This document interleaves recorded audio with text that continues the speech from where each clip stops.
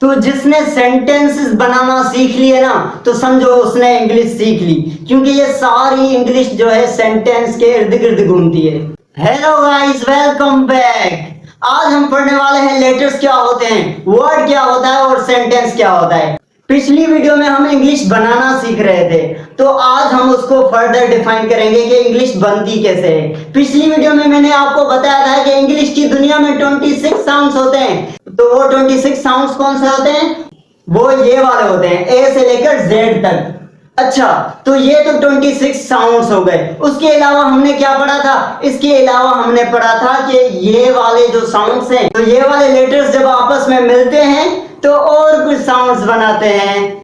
तो पिछली वीडियो में हमने एक सवाल छोड़ा था कि आगे फिर क्या हुआ, इन लेटर्स के साथ हमने ऐसा क्या किया जो इंग्लिश बन गई। चलो वो भी बता देता हूं आपको। पहले तो ये आप मुझे बताओ, क्या इसको हम लेटर्स कह सकते हैं? बिल्कुल कह सकते हैं, हमने पिछली वीडियो में पढ़ा था ना। और इसको हम अल्फाबेट्स कह सकते हैं इंग्लिश के, ठीक है। क्या हम इसको साइंस कह सकते हैं? क्या ये सिंबल्स हैं? ए अलग सिंबल है, बी अलग सिंबल है, सी अलग सिंबल है, मतलब ए से लेकर जेड तक ये सारी सिंबल्स ही तो हैं। तो डेफिनेशन क्या होगी लेटर की? तो चलिए मैं आपको लेटर की डेफिनेशन पहले बताता हूं कि लेटर क्या होता है। तो लेटर की डेफिनेशन क्या हुई?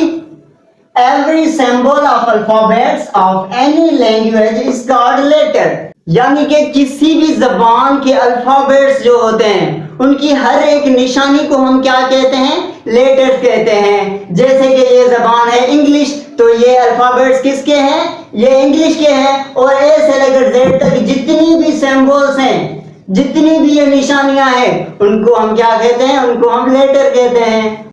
अब इन लेटर्स के साथ हमने क्या किया ऐसा जो आगे चल के ये इंग्लिश बन गई? अब हमने इन लेटर्स को आपस में जोड़ना शुरू कर दिया। क्या कर दिया? इनको आपस में जोड़ना शुरू कर दिया। कैसे? जैसे बी, ए और टी, ये क्या बन गया? Bat, B A T. B का आवाज क्या पड़ा था? ब, ए का अ और टी का ट। ये जब आपस में मिले आपस में, तो इनके आवाज भी आपस में मिल गए, बेट। तो ये क्या हो गया? बेट हो गया। इसके अलावा एफ, ए, एस, टी, ये जब आपस में मिले तो ये क्या बन गया? फास्ट। इसके अलावा टी, ओ, पी, ये जब आपस में मिले तो ये बन गया टॉप। और जब एस, आई और टी आपस में मिला तो ये क्या बन गया? सिट। इतना क्लियर हुआ? इतना क्लियर हो गया ना? मतलब हमने नेक्स्ट स्टेप क्या किया?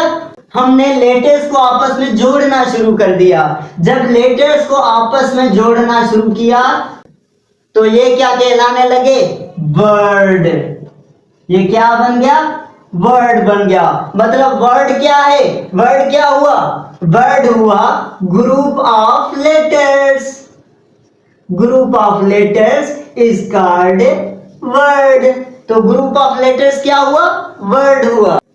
लेकिन बात यहां तक खत्म नहीं होती, इसमें भी एक छोटा सा मसाला है। क्या मसाला है? मसाला भी बता देना सर। तो सुनो, अगर मैं ऐसे लिखूं TNSE,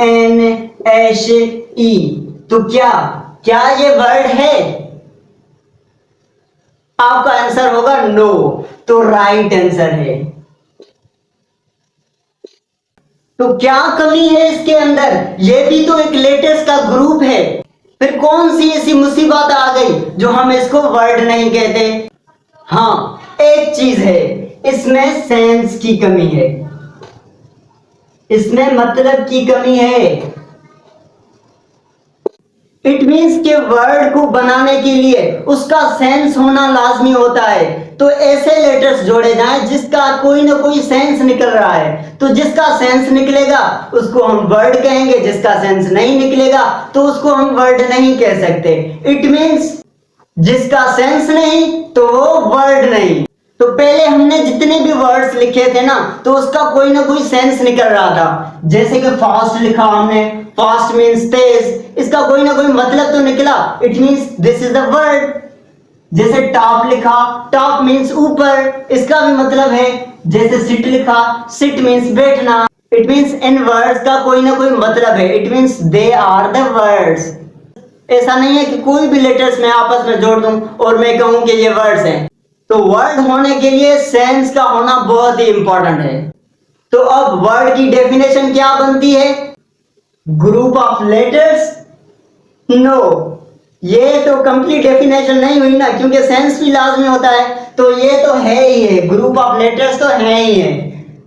तो इसमें थोड़ा सा एक मसाला ऐड कर देते हैं। Group of letters which give complete meaning or sense is called word। ऐसा लेटर्स का मजमुआ जो कि हमें एक पूरी मीनिंग दे, पूरा सेंस दे, तो उसको हम क्या कहते हैं? वर्ड कहते हैं। इतना क्लियर हुआ?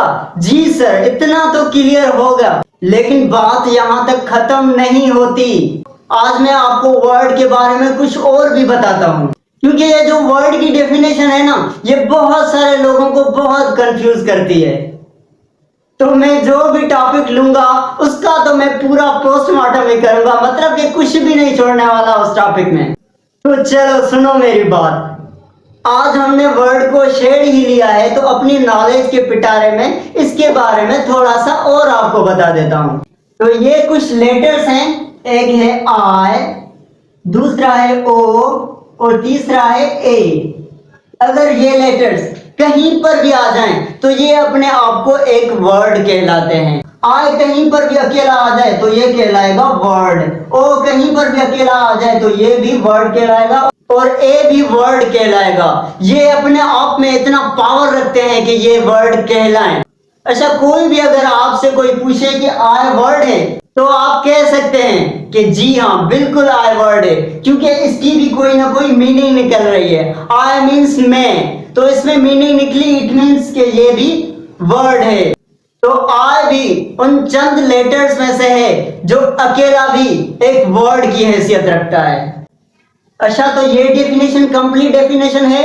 नहीं, ये कंप्लीट डेफिनेशन नहीं है, क्योंकि इसमें क्या लिखा हुआ है? Group of letters. हालांकि ये जो है आई, ये ग्रुप तो नहीं है, ओ ग्रुप तो नहीं है, और ए ग्रुप तो नहीं है, फिर भी हम इनको वर्ड्स कहते हैं क्योंकि ये कंप्लीट मीनिंग दे रहे हैं। तो इट मीन्स कि डेफिनेशन में थोड़ी सी हल्की सी चेंज तो होनी चाहिए। A letter or group of letters which give complete meaning or sense is called word। यानी कि एक लेटर या फिर लेटर्स का मजमुआ जो हमें एक complete sense they, complete meaning दे, तो उसको हम लेटर कहते हैं। क्योंकि आई भी कंप्लीट सेंस दे रहा है, टॉप भी कंप्लीट सेंस दे रहा है, इट मींस के ग्रुप ऑफ लेटर्स भी वर्ड कहलाएगा और एक लेटर भी वर्ड कहलाएगा। लेकिन सिर्फ और सिर्फ जहां पर आई आएगा, ओ आएगा, ए आएगा, तो ये तीन लेटर्स ऐसे हैं जो अगर एक भी होना तो वर्ड कहलाते हैं, क्योंकि ये मीनिंग दे रहे हैं। तो ये है कंप्लीट डेफिनेशन ऑफ वर्ड, इसको नोट कर दें। तो हमने जो 26 इंग्लिश के साउंड्स पढ़े थे, उनमें से 5 ऐसे साउंड्स हैं जो हम जब भी बोलते हैं ना, तो अपने गले से बोलते हैं, यहां से, हलक से। और वो 5 साउंड्स जब भी हम बोलते हैं ना, हम होठों का इस्तेमाल करते हैं और ना कोई मुंह से हवा बाहर निकलती है। तो वो कौन से साउंड्स हैं? वो है ए, ई, आई, ओ और यू। ये 5 साउंड ऐसे हैं जिसको हम बोलते हैं तो हम हलक से बोलते हैं, ना होंठ हिलते हैं, ना हम मुंह से हवा बाहर निकालते हैं। इसके अलावा आप जितने भी बोलोगे उनमें या तो होंठ हिलेंगे या तो मुंह से हवा बाहर निकलती है। जैसे मैं बोलूं ब, ब, हवा भी निकली, होंठ भी हिले। र, स, इस तरह आप कोई भी बोल के देखें, या तो होंठ आपके हिलेंगे या तो आपके मुंह से हवा बाहर निकलेगी। तो ऐसे साउंड्स जिसमें ना होंठ हिले और ना मुंह से बाहर हवा निकले, तो उन साउंड्स को हम क्या कहते हैं? उन साउंड्स को हम कहते हैं वॉवेल्स। और वॉवेल्स कितने होते हैं? वॉवेल्स होते हैं 5 होते हैं, ए, ई, आई, ओ, यू, ये 5 वावेल्स होते हैं। ये कौन से होते हैं? वावेल्स। इन 5 के अलावा जितने भी ये साउंड्स हैं, जितने भी ये लेटर्स हैं, उनको हम क्या बोलते हैं? उनको हम बोलते हैं कॉन्सोनेंट्स। अच्छा तो सर आप हमें ये बताएं, इन 5 लेटर्स में से क्या ऐसी खास बातें हैं जो अलग से हमें बताए गए हैं?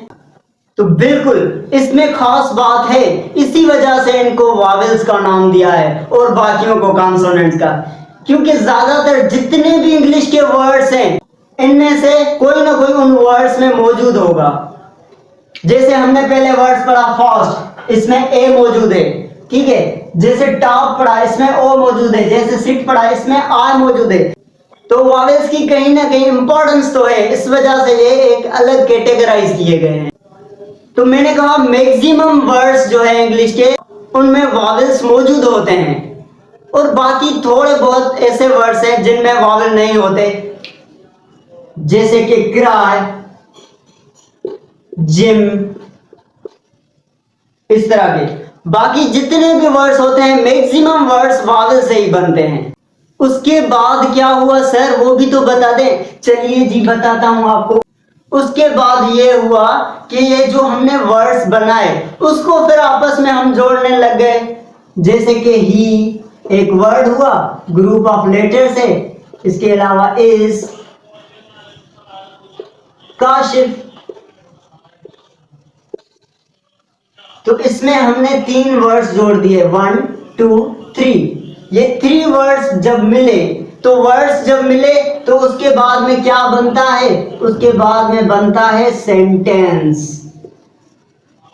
यानी कि वर्ड्स को आपस में जोड़ के हमने क्या कर दिया? हमने सेंटेंस बना दिया। तो सेंटेंस क्या हुआ? सेंटेंस क्या हुआ? ग्रुप ऑफ वर्ड्स, यानी कि वर्ड्स का मजमुआ। उसको हम क्या कहते हैं? सेंटेंस कहते हैं। जैसे मैं आपको एक और सेंटेंस बताता हूं, आई एम अ टीचर, मैं एक उस्ताद हूं। तो ये भी क्या है? ये सेंटेंस है। तो यहां पर भी मैं आपको बहुत ही इंपॉर्टेंट बात बताने वाला हूं। फॉर एग्जाम्पल, मैं लिखता हूं ही, दैट, इट। क्या ये सेंटेंस है? बिल्कुल नहीं है, क्योंकि इसकी कोई भी मीनिंग नहीं निकल रही। तो जिसकी मीनिंग भी ना निकले तो उसको भी हम सेंटेंस नहीं कहेंगे। जैसे किसी लेटर्स के ग्रुप की मीनिंग नहीं निकल रही थी, वहां पे हम उसको वर्ड नहीं कहते थे। इसी तरह जब वर्ड्स का ग्रुप हो और उसमें कोई भी मीनिंग ना निकले तो उसको भी हम सेंटेंस नहीं कह सकते। तो जिसमें कोई सेंस ना हो, मीनिंग ना हो, तो वो सेंटेंस भी नहीं कहलाएगा। तो सेंटेंस की कंप्लीट डेफिनेशन क्या हुई कि group of words which give complete meaning is called sentence. यानी कि ऐसा वर्ड्स का ग्रुप जिसमें हमें मीनिंग मिले तो उसको हम क्या कहते हैं? सेंटेंस कहते हैं। उसके बाद क्या किया हमने? उसके बाद हमने सेंटेंस को भी आपस में जोड़ना शुरू कर दिया। जैसे कि आई एम अ टीचर, यहां तक ये एक सेंटेंस हो गया। And I teach you English grammar, ये दूसरा सेंटेंस हो गया। और उसके बाद क्या हुआ? इंग्लिश बन गई। जब सेंटेंस आपस में जुड़ते हैं तो ये पूरी एक इंग्लिश बन जाती है। तो जितनी भी किताबें छप गई, इंग्लिश बोली गई और लिखी गई, वो सब कैसे हुआ? इन सेंटेंस को आपस में जोड़ जोड़ कर एक पूरी इंग्लिश बन गई। तो जिसने सेंटेंसेस बनाना सीख लिए ना, तो समझो उसने इंग्लिश सीख ली। क्योंकि ये सारी इंग्लिश जो है सेंटेंस के इर्द गिर्द घूमती है। और फिर आप लोग कहते हैं इंग्लिश बहुत ही मुश्किल है। तो समझ में आया इंग्लिश कैसे बनती है, कैसे लिखी जाती है, कैसे बोली जाती है और कैसे पढ़ी जाती है। सारा खेल जो है वो सेंटेंस का ही होता है। तो शॉर्टली अगर मैं आपको बता दूं तो सबसे पहले हमने पढ़ा कि इंग्लिश के 26 साउंड्स होते हैं, जिसको हम लेटर्स भी कहते हैं। तो वो जब लेटर्स आपस में मिलते हैं फिर बनाते हैं वर्ड, जब वर्ड आपस में मिलते हैं फिर बनाते हैं सेंटेंस, जब सेंटेंस को हम आपस में जोड़ते हैं तो ये बन जाती है आपकी पूरी इंग्लिश। तो आज के लिए इतना ही, मिलते हैं नेक्स्ट वीडियो में, तब तक के लिए अल्लाह हाफिज।